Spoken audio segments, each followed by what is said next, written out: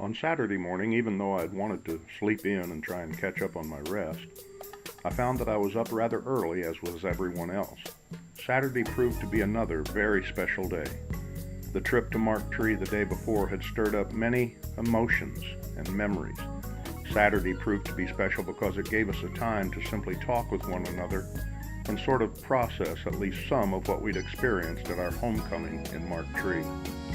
We reminisced about that time in Vietnam so very long ago. We caught up on what had been happening in our lives since the last time we'd talked. We talked with old friends and made new friends.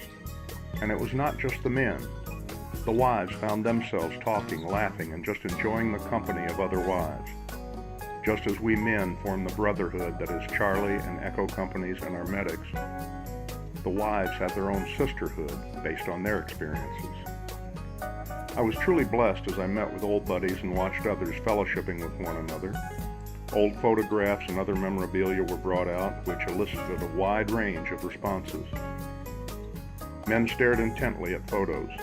Some were trying to remember a name or a nickname. Some were lost in memories of a man who didn't make it home, whose name was on the wall we visited the day before in Mark Tree.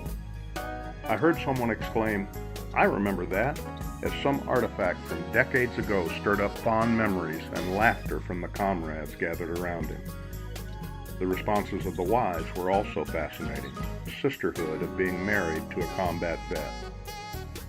One of my favorite quotes is by Bill Malden in his 1944 book Up Front, and he says, "Look in the infantryman's eyes, and you can tell how much war he has seen." How true that is, and I believe it is also true for the wives. As I watched everyone spending time together, it was easy to see that their eyes told a story. For the men, you could see the pain on the inside endured from wounds not visible on the outside. For the wives, you could see the love and pride they had for their husband. Yet, you could also see the pain and suffering that they had endured over the years. Most prominent in everyone's eyes was the joy in being together once again, especially after all we'd experienced in the first 2 days of the reunion. Doug and Cindy Young did a presentation on life in Vietnam today, which was very well received by all in attendance, and the idea was planted for a possible trip to Vietnam as a group.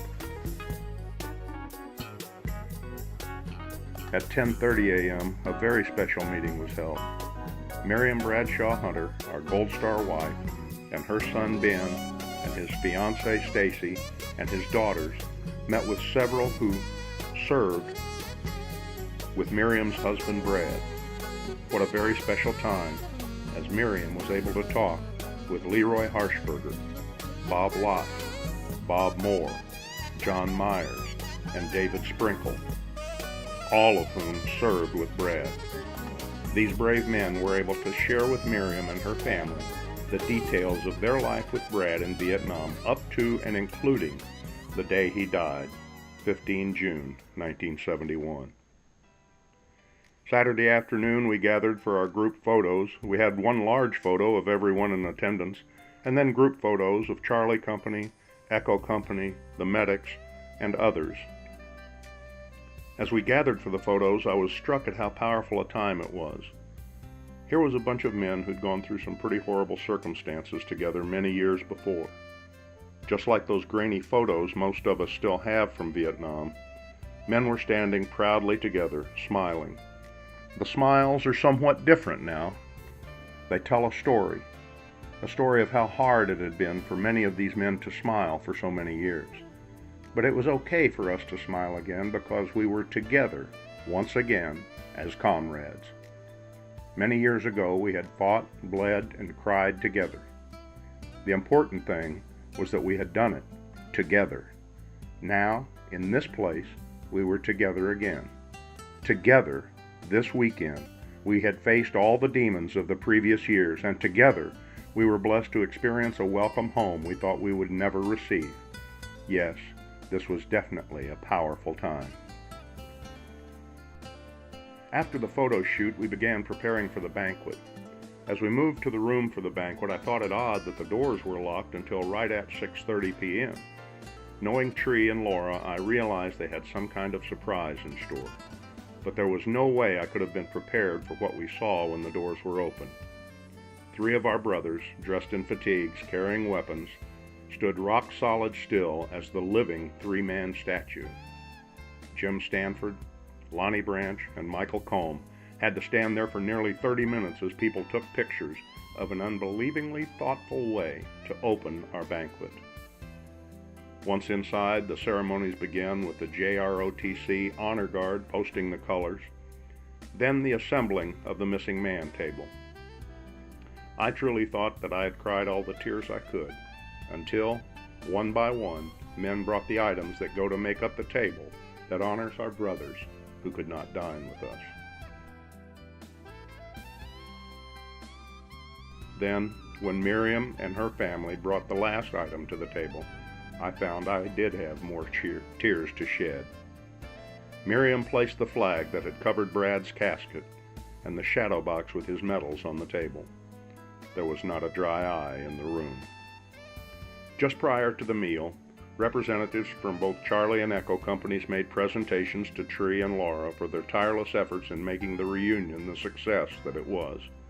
Because of the number of attendees, it was necessary for us to dine separately as Charlie and Echo companies.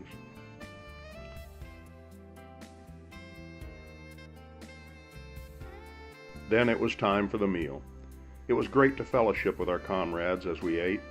At our table, we were blessed to have as guests of honor Danny and Barbara Adams, who were the driving force behind our unbelievable reception in Mark Tree.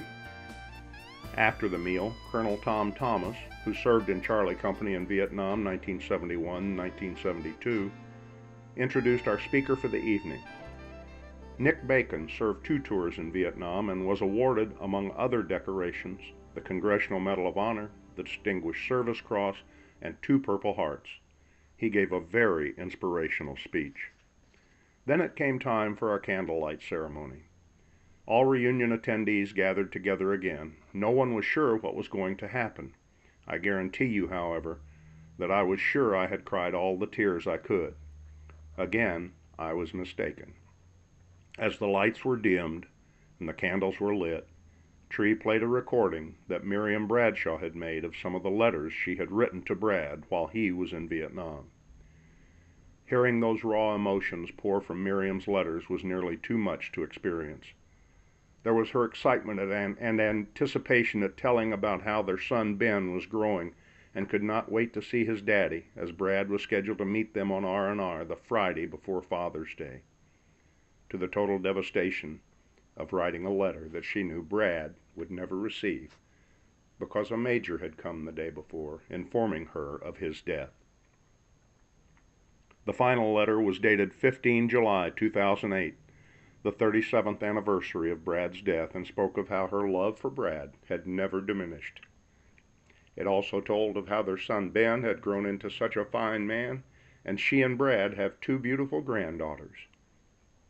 Miriam ended that letter by informing Brad that she'd heard their favorite song on the radio, Unchained Melody by the Righteous Brothers. Then the song began to play, and Miriam and her son Ben began to dance. Other than the sound of that haunting melody, the room was completely quiet. People stood and stared, either at their burning candles or at Ben and Miriam as they danced. Everyone appeared to have tears streaming down their faces. After a minute or so, Tree announced that Miriam and Ben would like everyone to join them as they danced. What an unbelievably beautiful moment.